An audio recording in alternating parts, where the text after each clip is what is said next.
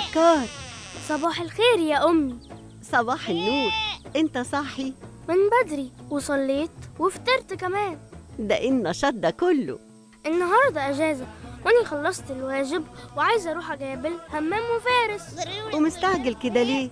مش عايز أضيع وقت خالص، عايزة أحس إني استفدت من كل دقيقة في الأجازة. ربنا يسعدك.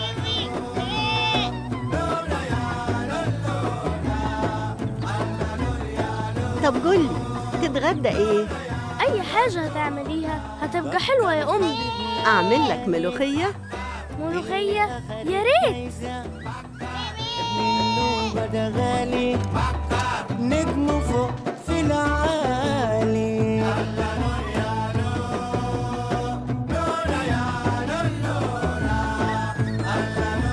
هاي همام، هاي هاي بكار، هاي حسونة، هاي فارس، هاي. هنعمل ايه؟ عايزينها تبقى أحلى أجازة. أنا عندي فكرة حلوة. وانا مش مطمن. تعالوا نروح المكتبة نقرا، ده في كتب جديدة نزلت امبارح واني مش قادرة استنى. قلتلكوا مش مطمن. كتب ونقرا. ايوه يا حسونة، ده عم شلبون بيقول انها قصص جميلة جدا. يا بكار، احنا لسه كنا في المدرسة وعمالين نقرا ونحفظ ونكتب، وبنقولك عايزينها تبقى أجازة كويسة. وبعدين احنا عايزين نتحرك، هنخرج من البيت نقعد في مكتبة؟ خلينا قاعدين في البيت احسن. تعالوا نطير طيارات ورق.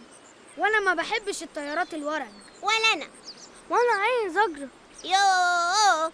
تعالوا نلعب كورة. هو احنا مفيش أي حاجة نعملها غير الكورة؟ أنا زهقت من الكورة. لانك على طول بتتغلب. ما انتوا بتخلونا ألعب مع بكار وهو ما بيعرفش يلعب ولا يقف جون. انا مش عايز العب كورة، تعالوا نلعب بلي. ايه ده؟ انا ممكن اسلف كل واحد بلية ونلعب مع بعض. لا طبعا نلعب كورة. نطير طيارات. اوه، نقرا. نلعب بالبلي. خلاص تعالوا نلعب حاجة تانية خالص مع بعض. ايه هي؟ استغماية. فارس يعد ويغمي عينيه واحنا نستخبى. وش معنى أنا؟ ما تغمض انت عينيك. نعمل جرعة.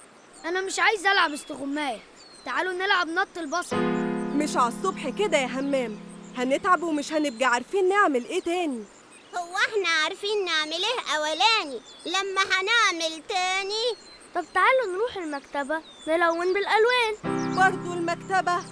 يا بكار مش عايزين نقعد، عايزين نتحرك. وبعدين انت بس اللي بتعرف ترسم. بقول لكم ايه، تيجوا بدل ما نلعب نطلع المركب مع ابويا ونصطاد سمك. وبالمرة نبقى اشتغلنا مع ابوك ببلاش. ايه اللي بتقوله ده؟ ما بحبش ان اطلع اصطاد. ما تيجوا نروح السوق نتفرج على الأراجوز. شفته 100 مرة. يبقى ما قدامناش غير اننا نجيب بومب وصواريخ ونفضل طول اليوم نفرجحهم تك تك تك تك تك تك. لا طبعا، أنا عندي فكرة تانية.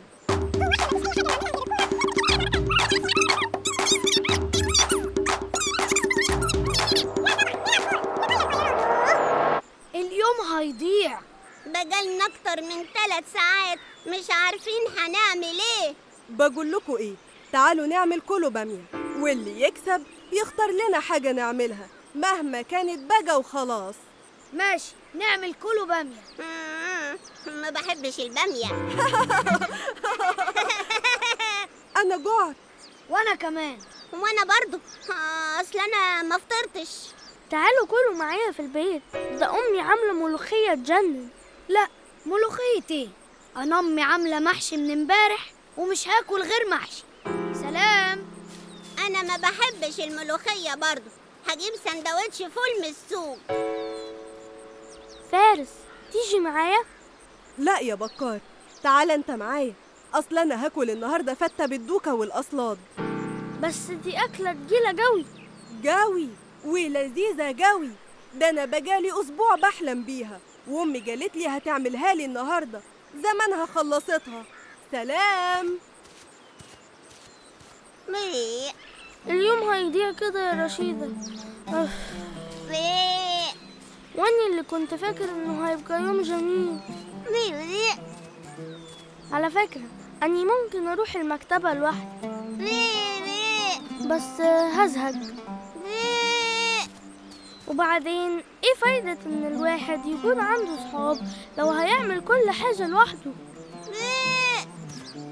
انا مش فاهم هما ليه مش عايزين يجوا معايا المكتبة.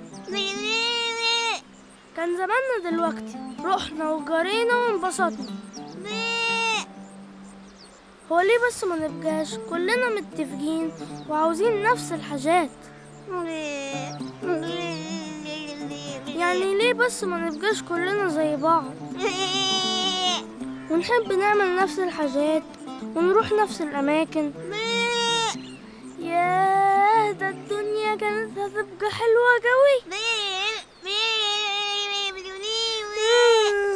أنا تعبت من كتر الكلام وصحي بدري. أنام شوية بس أنا كمان.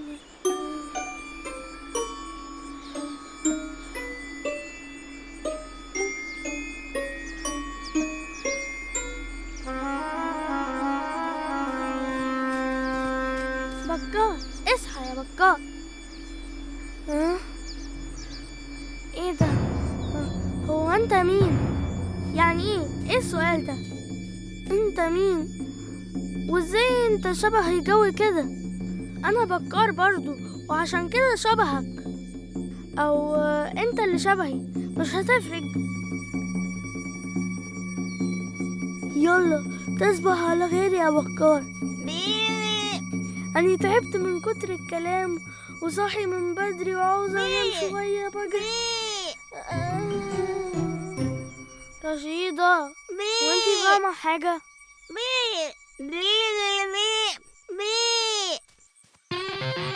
ايه ده؟ أنا مش فاهم أي حاجة. ايه اللي حصل يا رشيدة؟ معقولة دي؟ ممكن تكون فعلا أمنيتي اتحققت؟ طيب أنا هتأكد بنفسي، وعشان أتأكد مفيش قدامي غير طريقة واحدة. هوي هوي بكار، هوي بكار، هوي يا بكار، هوي. ها؟ بكار وبكار وبكار وبكار. ها، أكيد. يا دماغي. طيب هو انتوا بتعملوا ايه؟ احنا كنا لسه حالا بنفكر هنعمل ايه. لا، ما تقوليش انكم مش عارفين هتعملوا ايه وانكم مختلفين مع بعض. لا طبعا، كلنا عاوزين نروح المكتبة نقرا.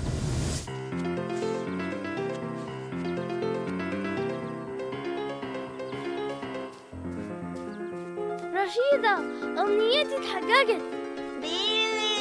كل الناس بقوا زيي يا رشيدة، ومش هنختلف مع بعض أبدا، ولا هيبقى في حد عايز يمشي كلامه على التاني أو ايه ده؟ ايه؟ اقف في دورك. هو ده طابور ايه؟ طابور المكتبة. كل دول كلنا عايزين نفس الحاجة، نقرا في المكتبة.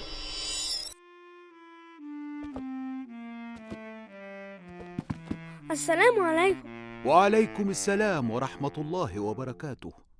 أيوة، أنا عايزة أقرأ كتاب عن السندباد البحري. أيوة بالظبط. عرفت إزاي؟ الكتاب ده خلص، مفيش منه أي نسخ تانية. كل بكار هنا عايز نسخة، وإحنا ما كانش عندنا غير 17 مليون نسخة.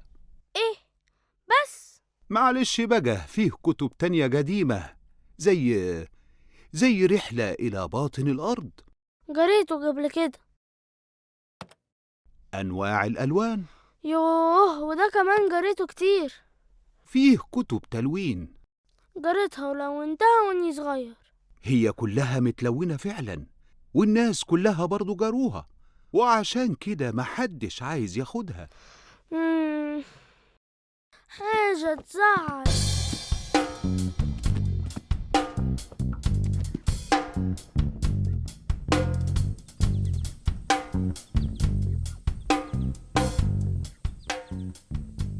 معلش، دي مشكلة واحدة. أنا هعمل حاجة تانية. يا جماعة تيجوا نرسم. فكرة حلوة. أيوة، يلا نرسم.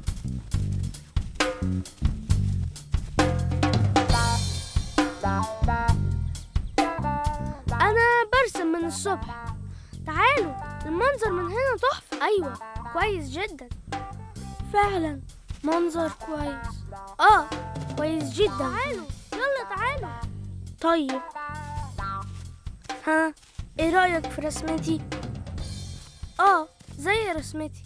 دي نفس شكل رسمتي بالظبط. لا، دي رسمتي. الله على رسمي. شفتي؟ كل الناس بيرسموا زي رشيدة، او انت اللي بترسم زي كل الناس. مفيش هنا حد احسن من حد في اي حاجة. ايوه، كلنا زي بعض.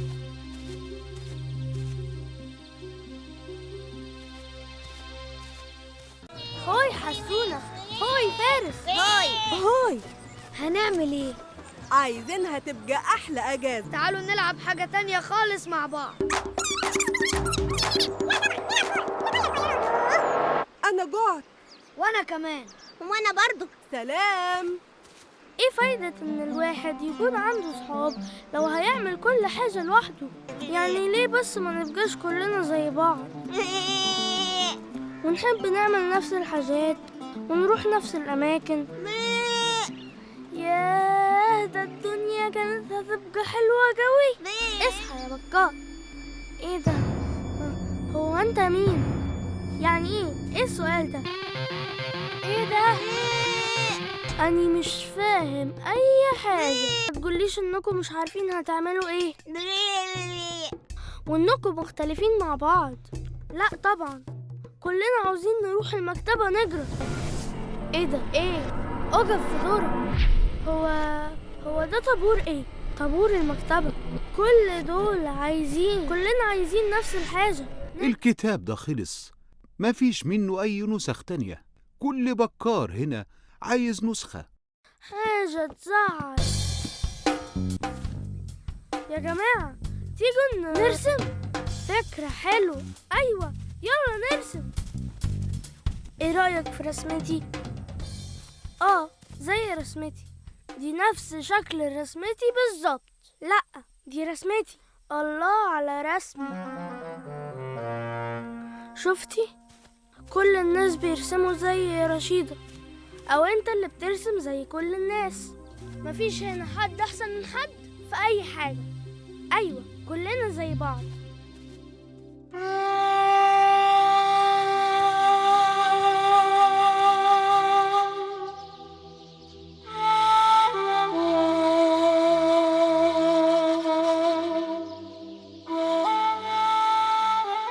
همام وفارس وحسونة كانوا بيحبوا اللي انا برسمه.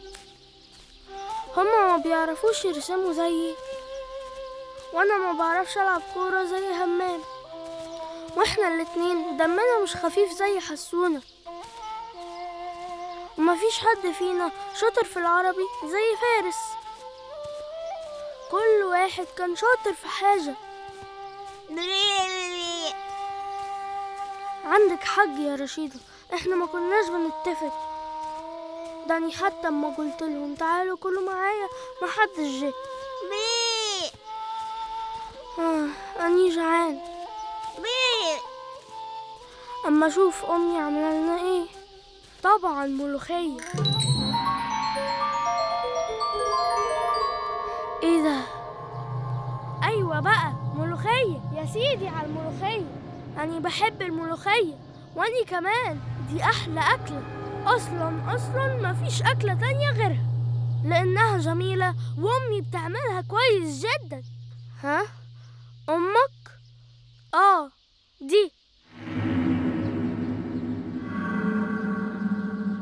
دي امي انا. لا طبعا امي انا. لا طبعا دي امي انا. بطلوا بقى، دي امي انا. امي بس. لا طبعا دي امي انا. بطلوا بقى، امنا كلنا. بكار، نعم يا ايوه أنا. أنا مش عارفة أقول لكم الحكاية دي إزاي. بس خلاص ما بقاش فيه ملوخية. ايه؟ لا تقولي يعني ايه؟ أيوة، الطبق ده كان آخر طبق ملوخية، لأنكم ما بتاكلوش غير الملوخية فخلصت من السوق. وبعدين ليه كده؟ طب هنعمل ايه؟ كده ممكن ناكل عدس او فول او لوبيا ناشفه، او بسله. بس اني بحب الملوخيه. مش مشكله، ممكن ما ناكلش ملوخيه ونضحي بيها زي ما ضحينا بحاجات كتيره بنحبها. لان كلنا بنستخدمها وما بنستخدمش غيرها، والحاجات التانية اللي ما بجيناش بنلاقيها زي الكور والطيارات الورق والبومب والبيلي. دي حاجات اصلا محدش فينا بيحبها، والناس اللي بتعملها فلست عشان ما فيش اي اطفال بيشتروها. ثانية واحدة، انا عايزة اسألكوا سؤال. هو انتوا عاوزين تطلعوا ايه لما تكبروا؟ ده سؤال ده. شوف يا عم بيقولك ايه، سهلة جدا. هو في غيرها؟ رسام طبعا، رسام. واني كمان طبعا هبقى رسام. ومين اللي هيبقى دكتور ويعالجنا لو تعبنا؟ ايه ده؟ اني ما اقدرش اعالج حد، اخاف. واني كمان. ايوه دي حاجة تخوف.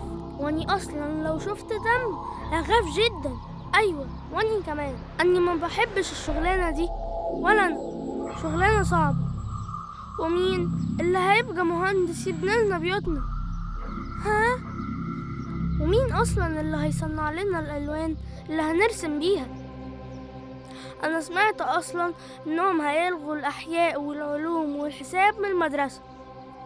ومش هيدرسوا لنا غير الحاجات اللي احنا بنحبها. ايوه، الشعر والقصص والرسم. وعلى فكرة مش هيبقى فيه حصة العاب. طب ونعيش كده ازاي؟ في حاجات احنا ما بنحبهاش بس لازم تبقى موجودة. لازم يبقى عندنا دكاترة ومهندسين ومدرسين وفلاحين، وإلا مش هنعرف نعيش. لازم نقسم كل حاجة بينا. أيوة صح، أني موافق على الكلام ده. وأني كمان. وأنا. كلنا موافقين. طب يلا نقسم الشغل بينا. أني هشتغل شغلانة وانتوا تشتغلوا شغلانات تانية. ياه، الحمد لله طلعوا بيفهموا. هتشتغل ايه؟ رسام طبعا. ايه ده؟ أني اللي هبقى رسام؟ لا طبعا أني بقول أني اللي هشتغل رسام. أني اللي هشتغل رسام. قلت لك أنا.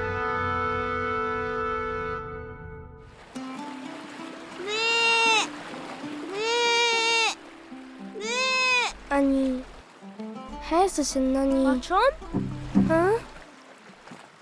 أيوة. زهقان. أيوة. وكل اللي بتحبه بقى ماسخ وملوش أي طعم. أيوة. وكل اللي أني بقدر أعمله ما بقتش أحبه زي الأول. وأني كمان. وأني برضو. وأني كمان برضو. أني مستغرب لأننا بنقول كل اللي أنت بتفكر فيه. أيوة. وأني كمان. إيه ده؟ إيه؟ في إيه؟ عيب عليك. أني عملت إيه؟ أني وقعت في التين من غير ما أقصد، ودي حاجة ممكن تحصل لك. أكيد. طب ليه الكلام ده بقى؟ كلام إيه؟ أنت كنت بتفكر إنني أكيد جلبيتي مش مغسولة لأنني كنت بلعب ومهمل ومش عايزة استحمى. أني ما تكذبش. مش هكذب.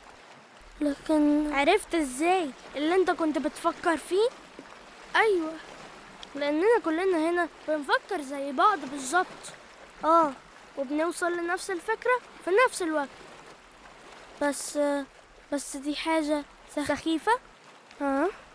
مملة، تضايق، تجنن. بصراحة كل ده أكيد. بس خلي بالك يا بكار. أني لا، هو بقول لك خلي بالك لأننا كلنا هنا متفوقين وشاطرين وموهوبين كمان. ماشي، بس أني وحشني الناس التانيين. غريبة يعني محدش قاطعني المرة دي، لأنك كنت بتفكر إن لو حد قاطعك المرة دي هتتمنى إن الحياة ترجع زي ما كانت وكلنا نختفي. بس كفاية، اخرجوا من دماغي، مش عارف افكر.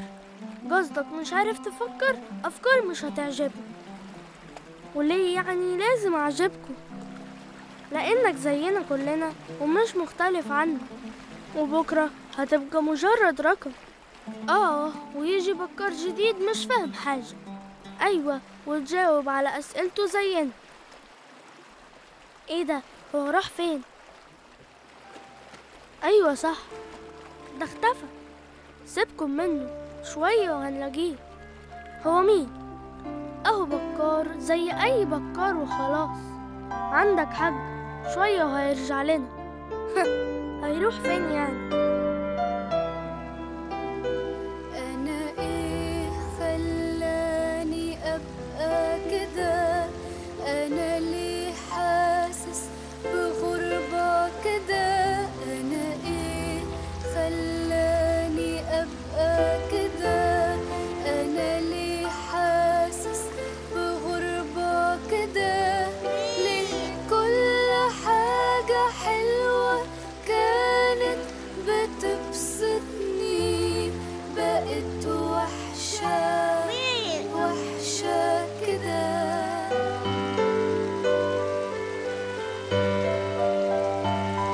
حلوة الحياة في اختلافنا، اختلافنا فيها رحمة.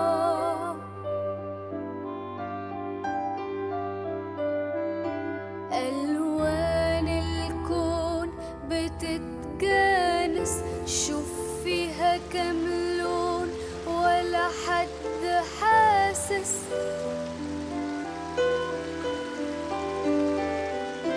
لو كانت كلها لون واحد هتبقى مشكلة.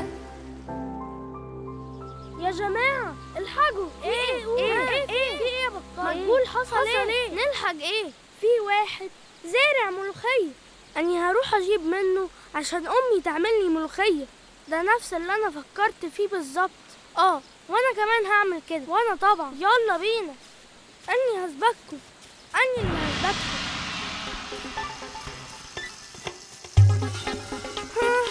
ايه ده؟ هات انت. سيب انت. ولا انت ولا هو. اني اللي هاكل. اني اللي هاكل اخر اني اشتريت اخر علبة الوان من النوع اللي ما بنعرفش نرسم الا بيه. اوعوا تسيبوه يا بكار. ايوه، عاوز ايه؟ في ايه؟ بكار ده معاه اخر شوية ورق ممكن نرسم فيه. بجد؟ ومعاه كمان الوان لسه ما خلصتش. بتقول ايه؟ لا يا بخته. وطاقيته شكلها مختلفة غير طاقيتنا خالص. شكلها اصلية ولا ايه؟ ايه ده؟ اهجموا عليه. يلا اهجموا عليه. يلا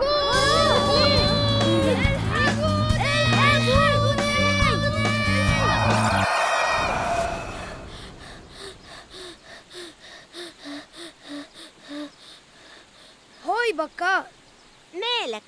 انت كنت نايم ولا ايه؟ الحمد لله. ايه، حلمت حلم؟ حلم ايه؟ ده كابوس. طب الحمد لله انك صحيت، احنا اتغدينا. قلنا خلاص بدل ما نقعد نضيع وقت في التفكير وكل واحد يبقى برأي، نيجي ونخليك انت تختار حاجة نعملها. لا أنا ما عنديش أي مشكلة، أنا هعمل أي حاجة تقولوا عليها. لا يا بكار، انت اختار حاجة. لا، اختاروا انتوا وأني موافق على أي حاجة تختاروها.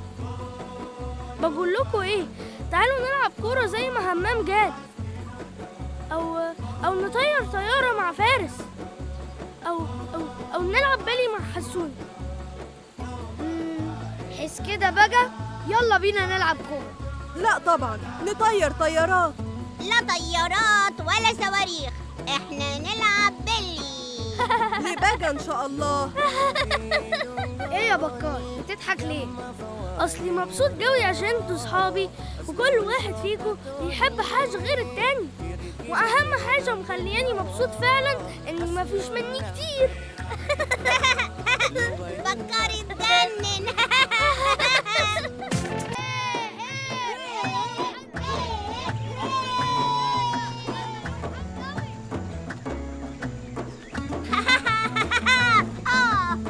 يا أنا أخيرا أجازة يا ناس. أنا مش مصدق أبدا.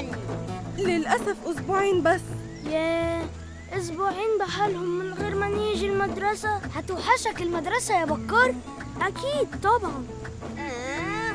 مدرسة إيه اللي هتوحشك؟ ده أنا من أول يوم في الدراسة وأنا بعد الدقايق، لا دقايق، وأنا بعد الثواني عشان اللحظة دي تيجي. ماشي يا حسونة، هتعملوا ايه بقى في الاجازة؟ أنا هطلع اصطاد مع أبويا في البحيرة بعد 5 أيام. وهتعمل ايه في ال5 أيام دول؟ ها؟ مش عارف. واني خالتي جاية تزورنا من أسيوط وعايزة هج من البيت. ليه؟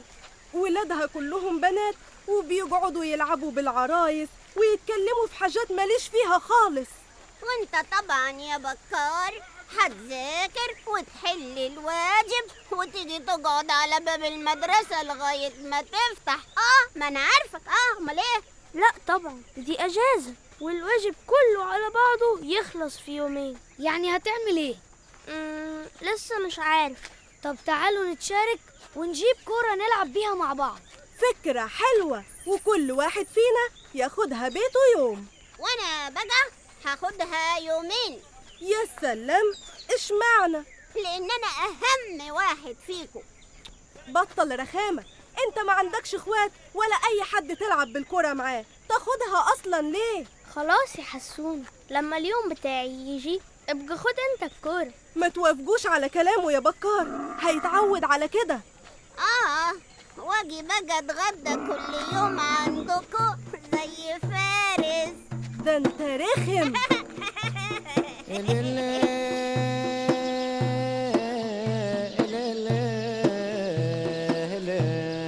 بصوا، حلوة قوي دي. هو انت معاك كام يا همام؟ ياه، بالظبط. اسمعوا بقى، انا عايز اقول لكم كلمتين وبس قبل ما نشتري الكورة. خلاص عرفنا، هنديها لك يومين. ماشي، بس مش ده قصدي.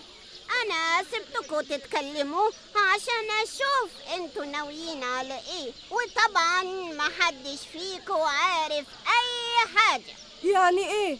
انا بقول لك اني بفكر في اليوم ده من اول ثانية دخلنا فيها المدرسة السنة دي.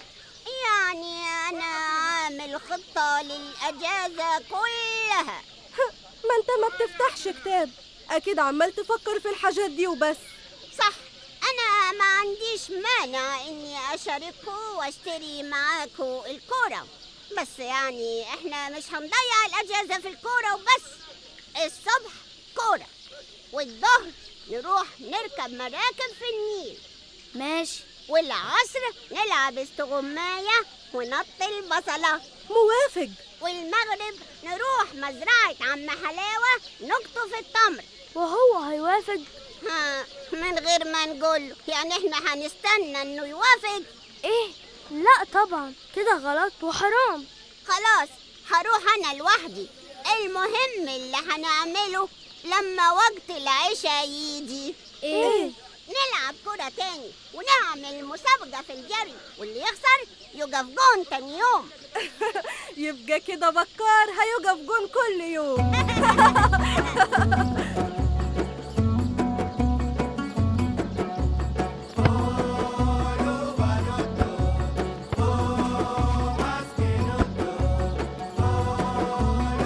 مفيش فايدة فيك يا بكار، حلك انك تفضل واقف جون.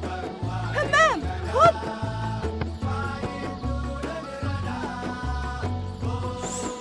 ايه ده؟ يا حلاوة، ايباد.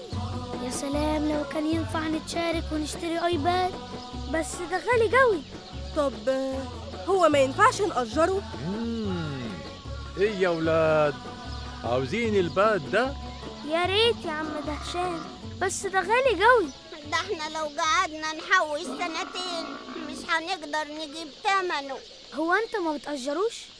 لا، بس عندي نوع تاني كويس برضه وأرخص بكتير.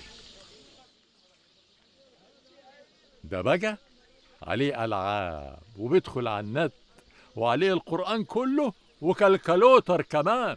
ايه يعني ايه؟ على حسبه. ده ناقص يسخن الأكل كمان. ويحل الواجب لوحده. انت بتقول فيه؟ ده عليه كل حاجة تخطر في بالك، علم وقصص وألعاب. ده فيه أبلكاشن يقول لك درجة الحرارة. أبلكاشن ده خشب يا عم دهشان. قصدك تقول أبليكيشن. أيوة هي دي، عليك نور. أصل أنا خالتي مدرسة إنجليزي. ماشي، بصوا بقى شوفوا عليه إيه. ياه يجنن. أوبا يا سلام. ياه تحفة. وده بكام؟ أرخص كتير من الإباد وعليه تخفيض كمان. بكام يعني؟ كان ب2000 وبقى دلوقتي ب1500 جنيه. ده انا ابويا لو باع المركب اللي بيشتغل بيها ما يجيبش تمن. معلش يا ولاد، بس لو بعته لكم أقل من كده أخسر فيه.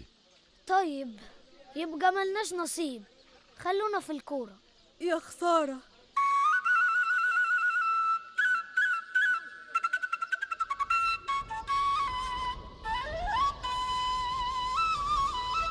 وستبدأ الآن أحداث المباراة. عندك على اليمين همام وعلى الشمال بكار اللي هيوقف جون. ودلوقتي ايه ده؟ احنا هنلعب احنا التلاتة وبس؟ ألعب أنا وأنت وبكار يوقف جون. ليه؟ اشمعنى انا؟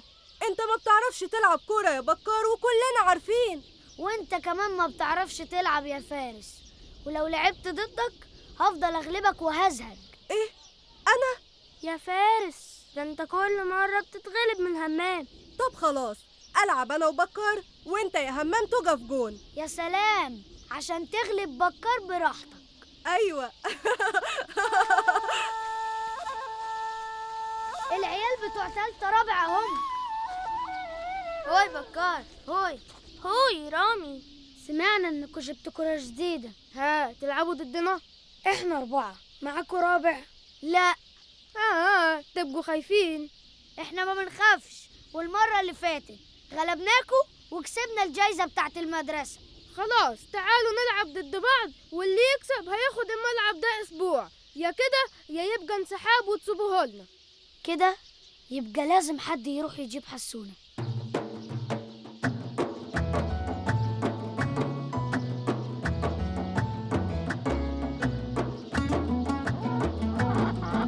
حسونة يا حسونة. هو يا بكار. هو يا خالة، حسونة موجود؟ حسونة؟ ها؟ أيوة موجود.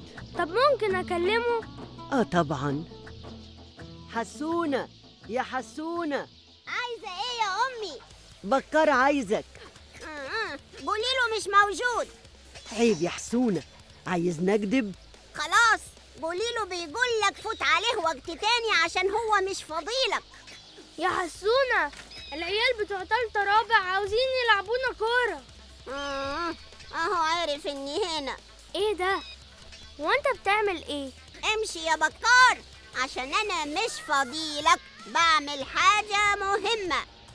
هو ايه اللي معاك ده؟ يو بقى ده الايباد اللي شفناه امبارح. هو انت اشتريته؟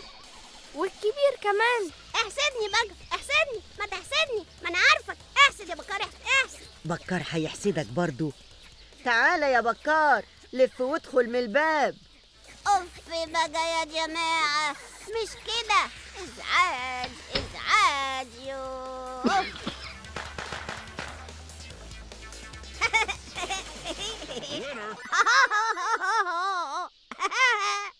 ما توريني انت بتعمل ايه يا حسونة؟ ماشي. بكار مكار، بكار مكار. عيب يا ولد. هو انت جبته ازاي ده؟ أبويا جابهولي. بعت الكاوتش بتاع العربية واشتريتهوله. ايه؟ ولا كلمة، أنا قلت له إنه هيساعدني عشان أبقى شاطر في المدرسة. ما هو ممكن فعلا يساعدك يا حسونة، ده عليه كل حاجة وممكن تدخل منه على النت. أنا مش عايزة أدخل ولا أخرج، أنا عايزة ألعب وبس. ايه؟ تلعب ولا تذاكر وتحل الواجب بتاعك؟ ما أنا قصدي أنا هخرج مع بكار عشان نحل الواجب على الآيباد، صح يا بكار؟ لأ، ده أنا عاوزك تلعب معانا كورة. روح العب معاه شوية وابقى ارجع كمل مذاكرة. ده انت من الصبح يا حبيبي ما سبتش الجهاز بتاع المذاكرة ده. طيب عندك حق يا أمي، أنا هروح ألعب مع بكار شوية وبعدين نذاكر.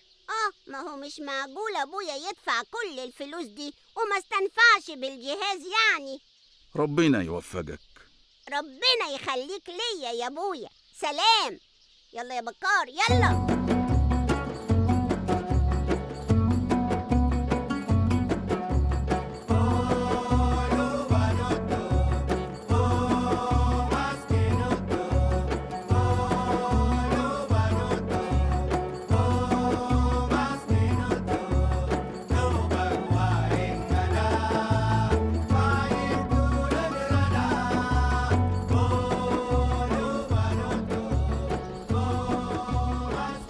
جيب شوية. لا، يبقى خلي انت ابوك يجيب لك واحد.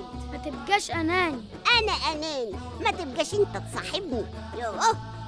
بس يا جماعة لو سمحتوا، دي حاجة حسونة وهو حر فيها، يديها للي هو عايزه وما يديهاش للي هو عايزه. انسى يا فارس، مش عشان عملت الحركتين دول هديلك حاجة، لا. طيب أنا غلطان. بقول لكم إيه، أنا لسه شاريه امبارح وما لحقتش أفرح بيه. لما أزهق هديه لكل واحد شوية وبالدور. خلاص؟ خلاص. يلا يلا بقى عشان نلعب. إيه ما أنا بلعب أهو. لازم 4. يلا يا حسونة.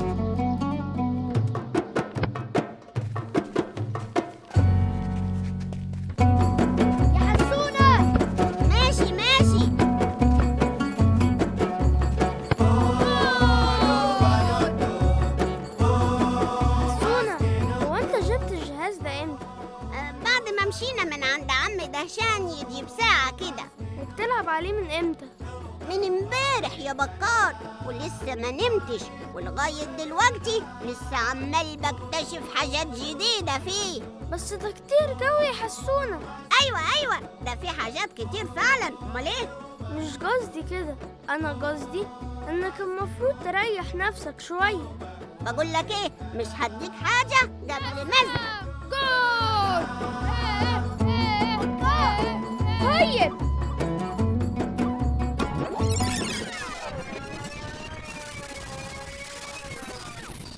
ها؟ لا البطارية. ها؟ ايه ده؟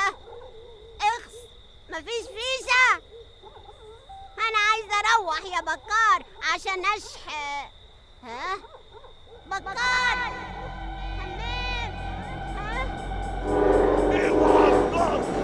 اوعى القطني ده أسد. حاسب ها؟ لا البطارية. ها؟ ايه ده؟ اخس، مفيش فيشة. انا عايزة اروح يا بكار عشان اشحن. ها؟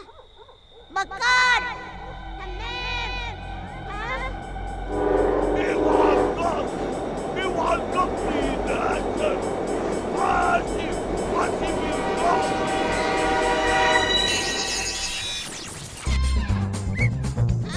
ايه ده؟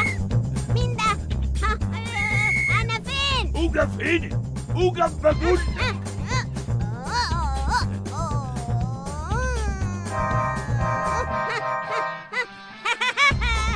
اوقف بقول، اوقف.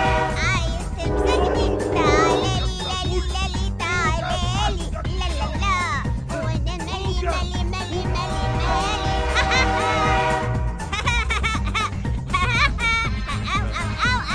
قطعت نفسي يا واد. اوقف بقول اوقف. ده مستحيل يحصل. عايز تمسكني؟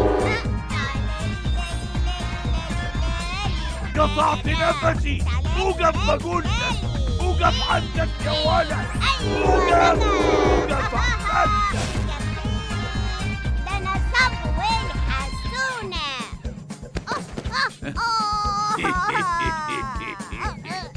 وقعت في ايدي. اخيرا وقعت يا حلو. سيبني بقول لك اوعى.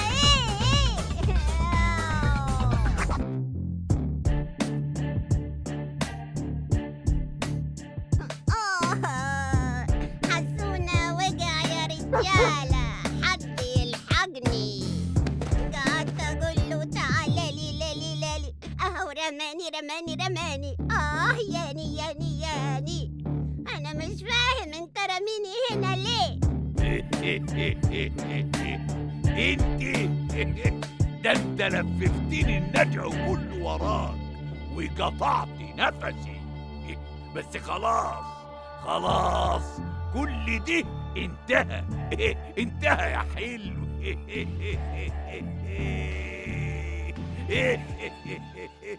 طب بقول لك ايه، مفيش مرحلة تانية؟ انا وقعت كتير في اللعبة دي قبل كده وكنت ببتدي من الاول تاني. خرجني من هنا بقى.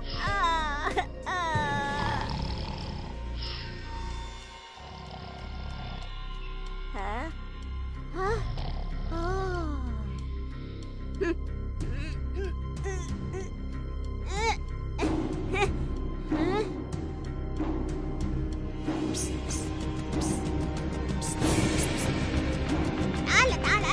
تعال.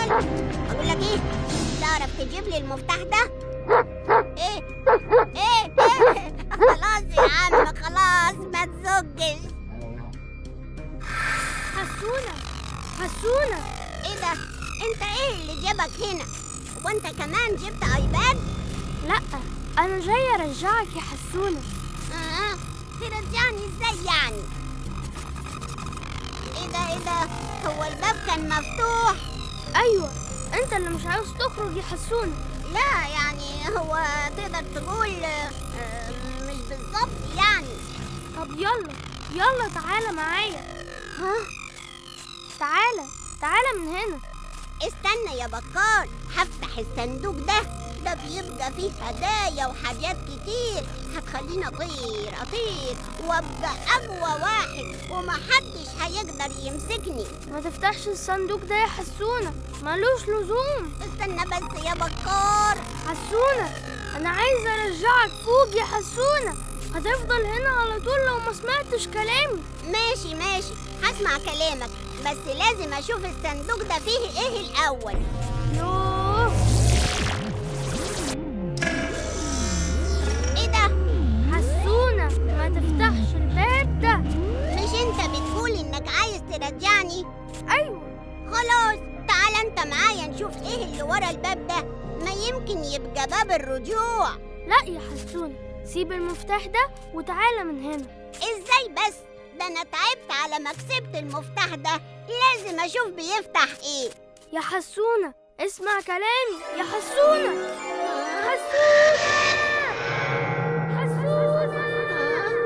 انا فين؟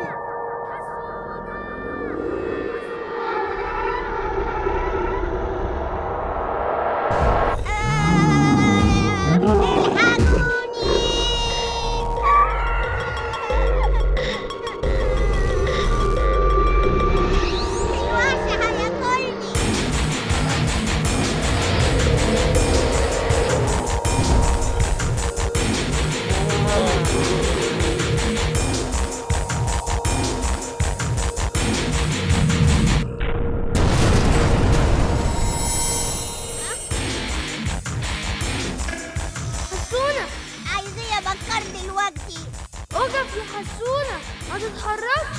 الوحش هياكلني. لو وقفت بمزاجك مش هيجي جنبك. يلا اقف عشان اخرجك من اللعبة. قلت لك ما اقدرش يا حسونة، انا خايف عليك. من ايه؟ انت جوه اللعبة يا حسونة ومش عارف تخرج، لانك فضلت تلعب كتير لغاية ما بقيت مش قادر تفرق بين الخيال والحقيقة. وكده مش هتقدر ترجع تاني الا اذا وقفت لعب.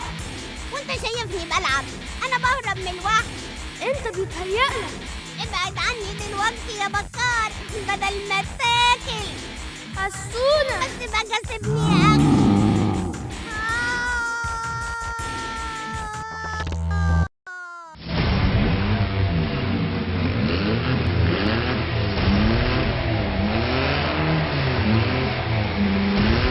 حسونة ايه ده؟ انت جاي ورايا هنا برضو؟ حسونة بطل لعبة، دي اخر فرصة. اخر فرصة لايه؟ لو لعبت السباق ده هتفضل محبوس هنا على طول ومش هقدر اساعدك. وانا يا سيدي مش عايز منك حاجة. يا حسونة صدقني انت مش في وعيك.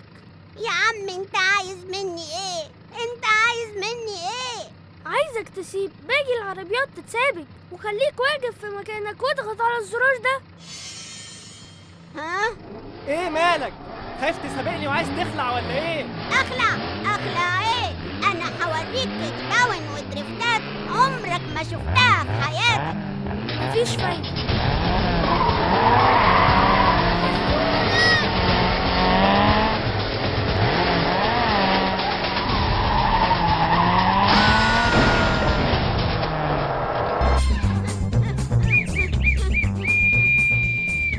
ايه ده؟ هو انا جيت هنا تاني؟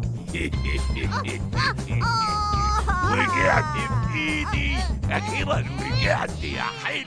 سيبني بقولك اوعى.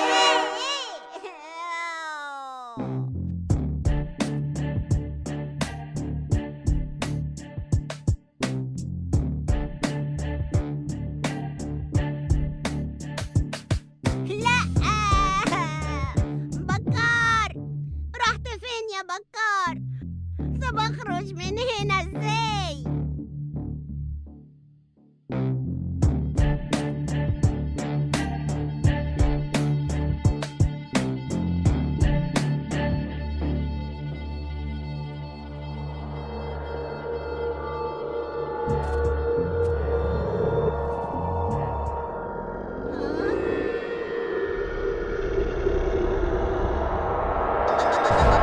ايه ده؟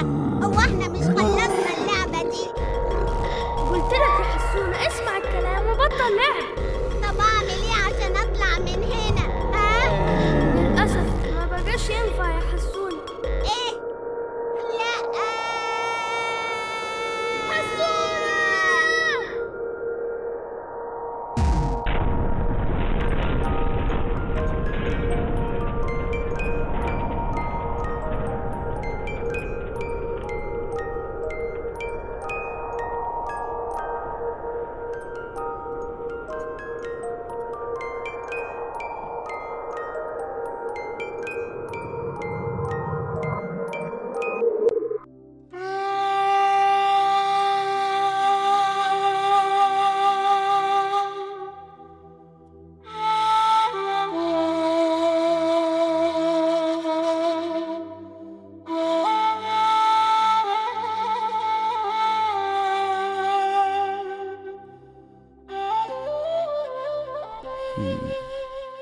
خير يا دكتور؟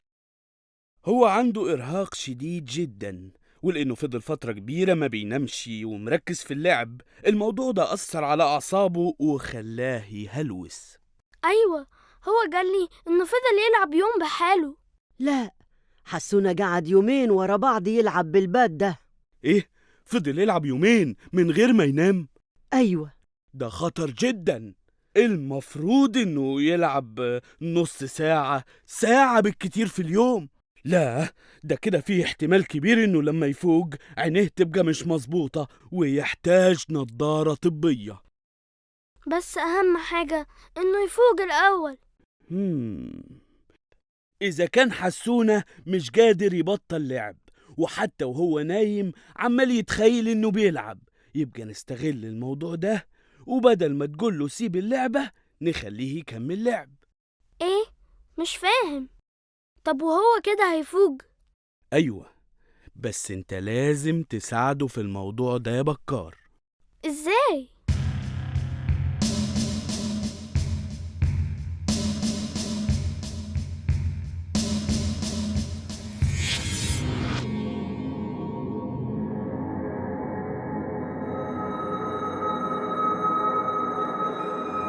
ايه ده؟ ايه اللي انت ماسكه ده يا بكار؟ دي لعبة صعبة جدا يا حسونة، مش عارفة أعديها. هو انت بتلعب؟ أيوة يا حسونة، بس اللعبة دي بالذات صعبة جوي. لعبة ايه؟ لعبة جميلة جدا، أحلى لعبة لعبتها في حياتي. بس مش مهم، خليك أنت في الألعاب السهلة التانية. بكار. طيب بص يا سيدي، اللعبة عبارة عن متاهة. متاهة؟ سهلة مش مشكلة. استنى بس، مش تعرف ايه اللي بعد المتاهة؟ مش مهم لما نعدي.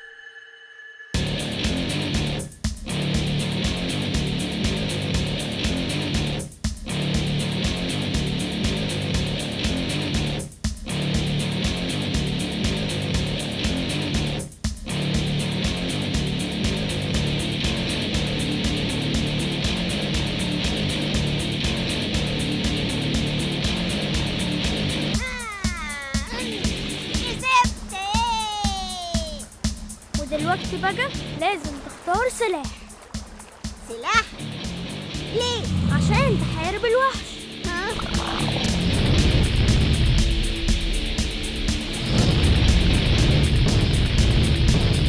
اختار سلاح بسرعة يا حسونة. اختار سلاح، اختار سلاح. اهو.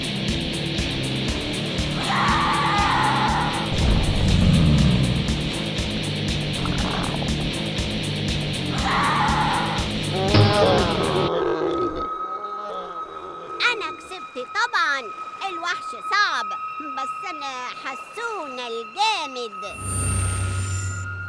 إيه ده؟ ضلمة، حتى هنا النور بيقطع. شغل يا ابني النايت فيجن. Anything you think of.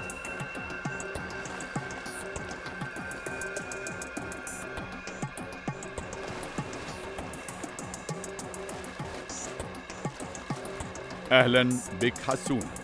للدخول إلى القلعة عليك أن تختار أحد هذين البابين. وماله؟ لو اخترت الباب الخاطئ سوف تعيد اللعبة من البداية، وسوف تكون أصعب بمراحل كثيرة.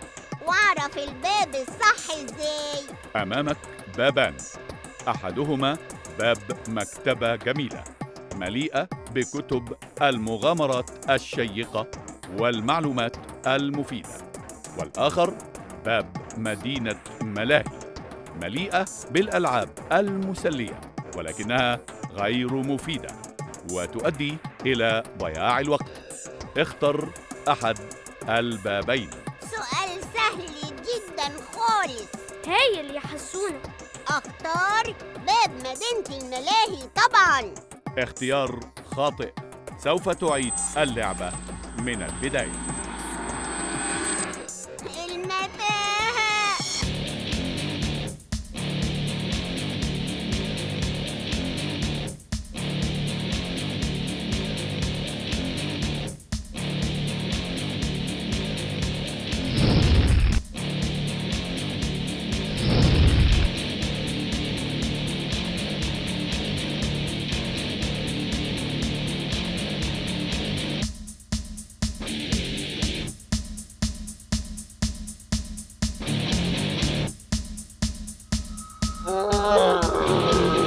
أهلا حسونة.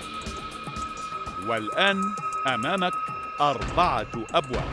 يا خبر أبيض. كبرت وصرت طبيبا شهيرا ومشغولا. أنا مش عايزة أبقى طبيب، أنا عايزة أبقى لعيب كورة مشهور. المهم ها؟ في أول إجازة بعد فترة ستزور من؟ خلف الباب الأول ستجد والدك ووالدتك، والباب الثاني أصدقائك، الباب الثالث مدينة الملاهي، الباب الرابع البنك، لكي تدخر نقودك. الادخار مهم طبعا، واصحابي هيبقوا وحشني يا حسونة ساعدني يا بكار. اختار الأهم يا حسونة. الأهم أبويا وأمي. إجابة صحيحة. حسونة ابتدى يجاوب صح. والآن هذا هو السؤال الأخير، وخلف الباب السليم ستجد الجائزة. أخيراً.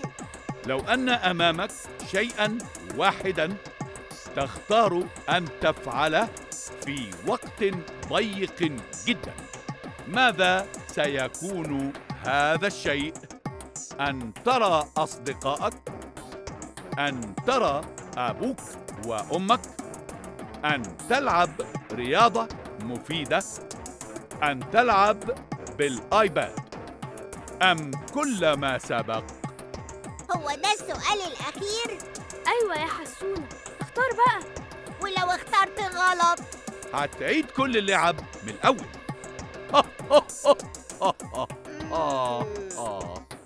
وأنا اخترت. إيه؟ اخترت إيه؟ كل ما سبق. أخيراً أنت فائز.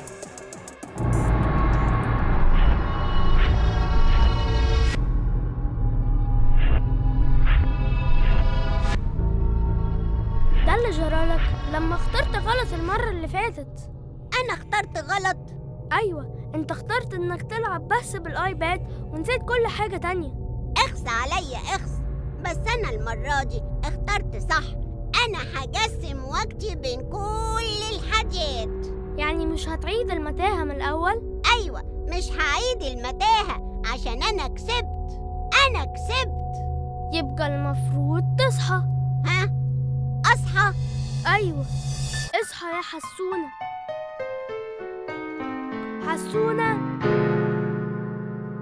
اصحى يا حسونة. يلا اصحى بقى. أنا فين؟ الحمد لله.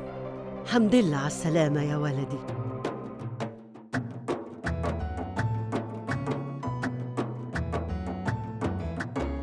يعني إيه يا بكار؟ يعني أنا كنت قاعد جنبك وبكلمك وأنت بتقولي اللي أنت شايفه. وأنت اللي اخترعت اللعبة اللي في الآخر دي؟ أيوة. حلوة؟ مش بطالة. اتفضل يا حسونة. هات. على آخر الزمن بجيب بنضارة. طبعا يا حسونة، اللعب اللي انت لعبته أثر على نظري. والدكتور قال إنك مش هتلبسها كتير، كلها 3 4 5 سنين وترجع تشوف زي الأول وأحسن، بشرط إنك ما تلعبش بالآيباد أكتر من نص ساعة في اليوم.